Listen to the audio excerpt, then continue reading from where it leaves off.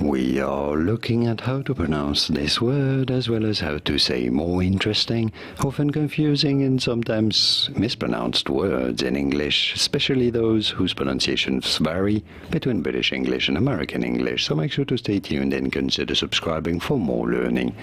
In British English, this is normally said as author, author.